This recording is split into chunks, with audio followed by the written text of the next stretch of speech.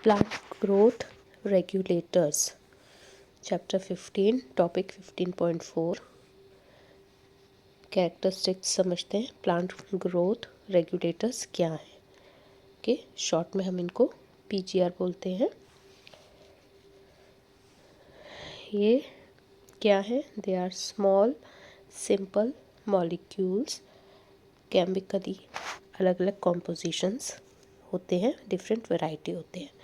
Example आपको दिया हुआ है यहाँ पे, इंडोल कंपाउंड्स हैं, एडेनाइन कंपाउंड्स हैं, डेरिवेटिव्स हैं, और कैरोटीनॉइड्स हैं, टर्पेंट्स हैं, गैसेस भी हो सकते हैं। तो 5 डिफरेंट कैटेगरीज हम यहाँ पर देख सकते हैं।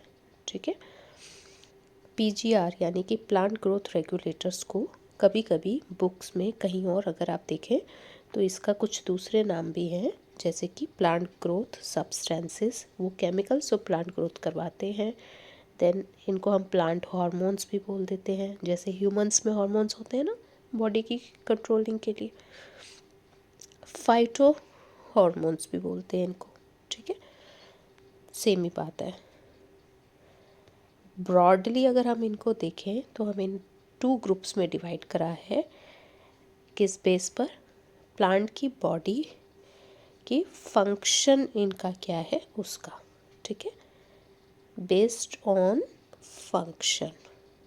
ठीक है। केमिकली अभी हमने देखा कितने थे? 5 टाइप के थे। जब हमने केमिकल बेसिस के देखा था तो एक था इंडोल कंपाउंड्स, फिर है एडेनाइन डेरिवेटिव्स, फिर थे कैरोटीनॉइड डेरिवेटिव्स, फिर थे टर्पेन्स और थे गैसेस। ये केमिकली थे। और इनका काम क्या है उसको अगर हम देखते हैं तो ये 2 ग्रुप के हैं। पहला है वो पीजीआर्स का ग्रुप जो कि क्या कराता है? ग्रोथ प्रोमोटिंग एक्टिविटीज़, ग्रोथ बढ़ाने का काम कराने वाले जो भी एक्टिविटीज़ हैं वो कराता है, जैसे कि सेल डिवीज़न कराना, सेल एनलार्जमेंट, सेल का बड़ा होना, प्लांट की ग्रोथ करवाना। ठीक है, सीड की फॉर्मेशन, फ्रूट बनना, फ्लावरिंग होना, ये सब। और तो ये पहले ग्रुप की चीज़ क्या कर रही है? ग्रोथ करवा रही है, प्रमोट कर रही है, इसलिए हम इसको प्लांट ग्रोथ प्रोमोटर्स भी कहते हैं। ओके, इनका एग्जाम्पल क्या क्या है? ऑक्सिन, जिबरलिन्स, साइटोकाइनिन्स, 3 है। ओके, तो ये पहला ग्रुप हो गया प्रोमोटर्स का। दूसरा सेकेंड ग्रुप जो है, दूसरा जो ग्रुप है वो क्या करता है? जब प्लांट को परेशानी में है, प्लांट को चोट लग रही है, तकलीफ़ है, कोई स्ट्रेसेस में है, वूंड्स हो गए, कट लग गया, टूट गया प्लांट में कहीं पर, ठीक है, उस समय जो वो काम कराता है वो ऑल्सो ग्रोथ रोकने का काम भी करते, इनहिबिट करते हैं। प्लांट की ग्रोथ ज़्यादा ना हो, इनहिबिटिंग का काम भी कराते हैं। ठीक है। डोरमेंसी मतलब अगर बाहर एनवायरनमेंट अच्छा नहीं है, अनफेवरेबल कंडीशंस हैं, तो ग्रोथ रुक जाएगी। जैसे सीड बन गया, अब सीड से डायरेक्टली प्लांट तो नहीं बनेगा, जब तक उसे कंडीशन फेवरेबल नहीं मिलती वो ग्रो नहीं करेगा, उसकी साइकिल रुक गई है, इसको हम बोलते हैं डोरमेंसी हो गया। ठीक है। एब्सेशन, झड़ना, पेड़ पे से पत्ते वगैरह का झड़ना होता है, उसे बोलते हैं एब्सेशन। ओके,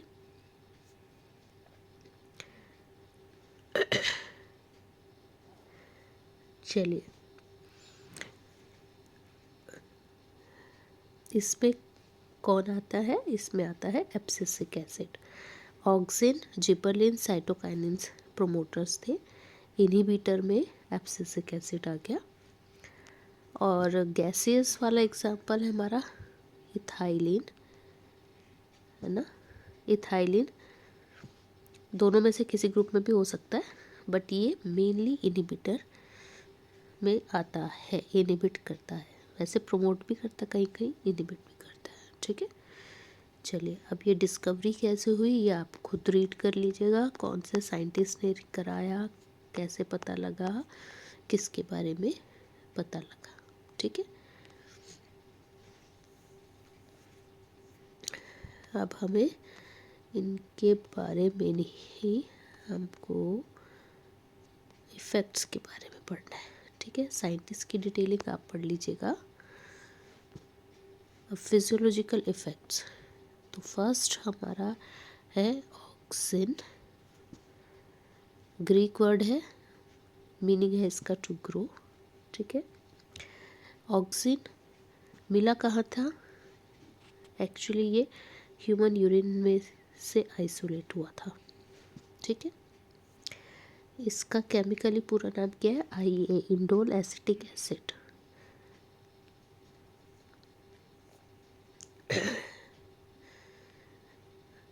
और कुछ नेचुरली भी मिलते हैं और सिंथेटिक भी होते हैं प्रोडक्ट्स। ठीक है,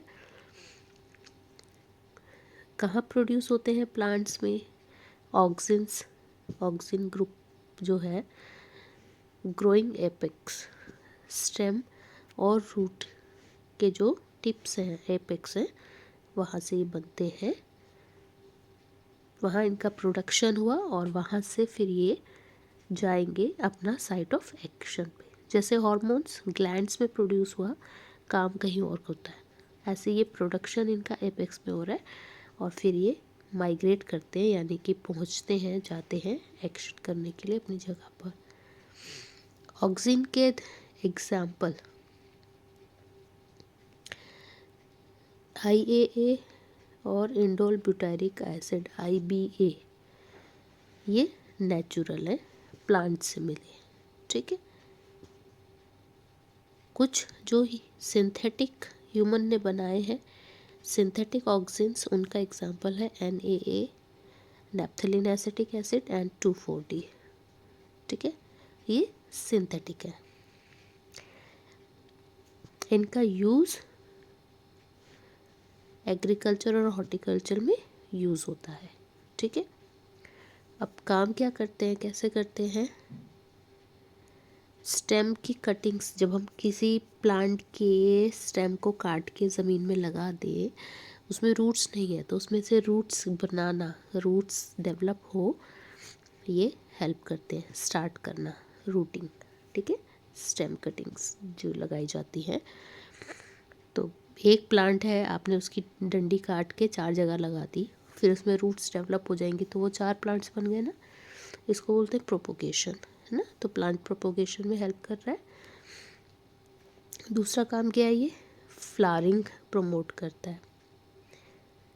ठीक है, फ्लावर बने। नेक्स्ट काम क्या है इसका, फ्रूट्स और लीफ जल्दी कच्चेपन में झड़ ना जाए, टूट ना जाए, उनको रोकता है। ठीक है, और चौथा काम क्या करता है, जो पुरानी लीव्स हैं, मैच्योर लीव्स हो गए, मैच्योर फल पक गया है, वो झड़ जाए, उनको झड़ाने का काम करता है, पेड़ से गिराने का काम करता है। ठीक है,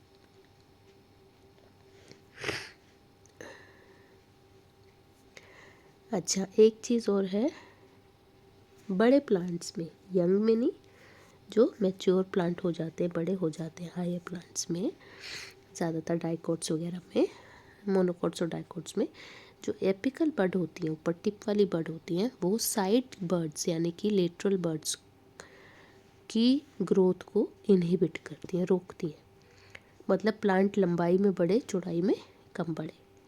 इस फिनोमिना को कहते हैं एपिकल डोमिनेंस। ठीक है, और इससे बचना है तो क्या करें, ऊपर की जो टिप है, एपिकल बड है, उसको हटा दिया जाता है ताकि प्लांट साइड में भी ग्रो कर सके। तो ऊपर वाली चीज़ को, सबसे ऊपर जो टिप में यानी हेड के ऊपर जो लगा है कैप, उसको हटाने का काम, प्रोसेस कहलाता है डीकैपिटेशन। ठीक है, चलिए इस प्रोसेस का यूज़ डीकैपिटेशन कहाँ करे जाते हैं? टी प्लांटेशन में करते हैं, हेज मेकिंग में करते हैं। ठीक, ओके। ऑक्सिन का एक काम हो रहा है, इट इंड्यूस करता है पार्थेनोकार्पी। पार्थेनोकार्पी मतलब बिना सीड वाले फ्रूट्स डेवलप होते हैं, बिना फर्टिलाइजेशन के सीड नहीं बन रहा, फ्रूट बन रहा है। ठीक है,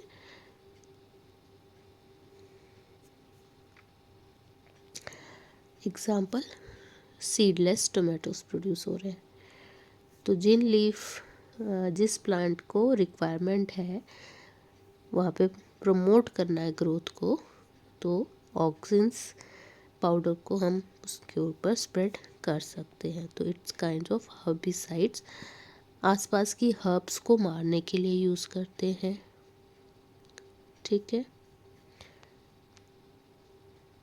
वीड फ्री लॉन बनाने में काम करते हैं। जो वीड्स कौन होते हैं? जो पौधे अपना आप उग जाते हैं ना, उनसे बचाना है तो भी ऑक्सिन की हेल्प ली जाती है। ठीक है, ऑक्सिन का एक काम और जाइलम डिफ्रेंसिएशन को कंट्रोल करता है और सेल डिवीजन में हेल्प करता है। ठीक है, तो ये ऑक्सिन के सारे फंक्शन की लिस्ट बना लेना, याद कर लो। नेक्स्ट है हमारा जिबरलिन्स। जिबरलिन्स कैटेगरी में बहुत सारे मोर देन 100 जिबरलिन्स मिले हैं, उनको नाम देते रहते हैं GA1 GA2 जिबरलिक एसिड, जिबरलिन्स का पूरा जिबरलिक एसिड GA1 2 3 4 इस तरीके से। सबसे पहले कौन सा मिला था? GA3 gibberellic acid was the first to be discovered. ठीक है, एसिडिक हैं ये सब जिबरलिन्स, जिबरलिक एसिड एसिडिक है। ठीक है, इनसे प्लांट में क्या क्या होता है दिखते हैं, काम क्या करते हैं ये? इंक्रीज करते हैं लेंथ एक्सिस, लंबाई बढ़ाने का काम करते हैं। ठीक है, फ्रूट्स इलोंगेट हो, उनकी शेप अच्छी बने, एग्जाम्पल एप्पल में बता दिया आपको। दे ऑल्सो डिले करते हैं सेनेसेंस, प्लांट का बूढ़ा होना, प्लांट के किसी पार्ट का, लीफ का, ठीक है, उसको स्लो मैच्योरेशन में लाते हैं। तो सेनेसेंस मतलब बुढ़ापा, ओल्ड एज ना आए वो रोकते हैं उसको।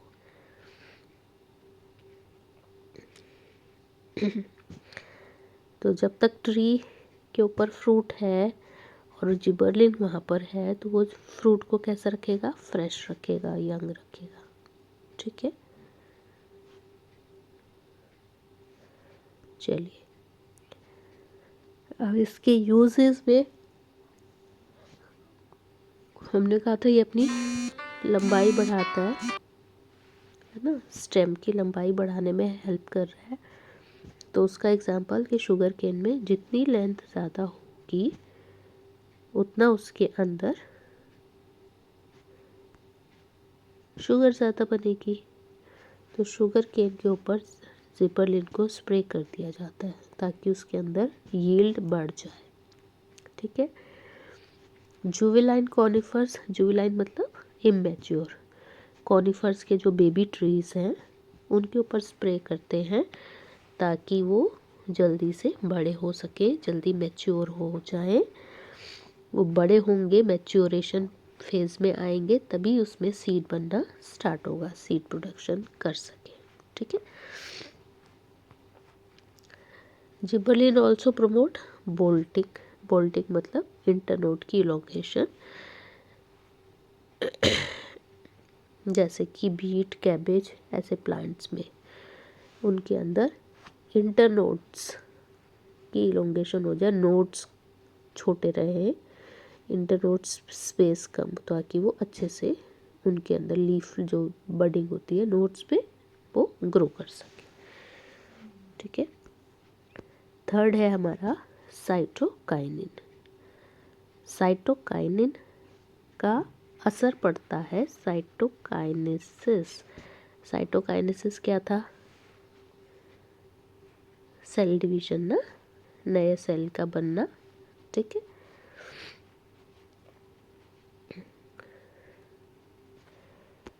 चलिए, अब ये डिस्कवर कहाँ हुआ था? इसको डिस्कवर करा था, it was kind of kinetin, it is a kind of purine, ठीक है।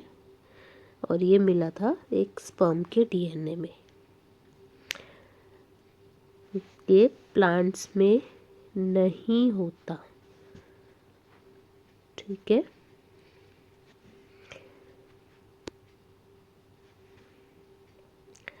तो जो प्लांट्स में ढूंढ रहे थे कि साइटोकाइनिन की एक्टिविटी जैसा क्या है, तो क्या मिला? जेटिन। किस में से मिला? कॉर्न कर्नल्स में। कॉर्न मक्का होती है ना, भुट्टा, हाँ, भुट्टे में से मिला। और कोकोनट मिल्क, कोकोनट के अंदर जो पानी होता है ना, उसका मिल्क, उसमें से मिला। तो इसके बाद तो ये एक साइटोकाइन का ग्रुप का एक मेंबर सबसे पहले जेटिन आइसोलेट हुआ प्लांट्स में से। उसके बाद और सर्च हुई तो और धीरे धीरे कुछ और भी नेचुरली अकरिंग साइटोकाइंस मिले और सिंथेटिक भी बना दिए गए। ओके, नेचुरल साइटोकाइंस की हम बात करें तो कहाँ होते हैं? साइटोकाइंस है, सेल डिवीजन करवाना है तो जहाँ पर सेल डिवीजन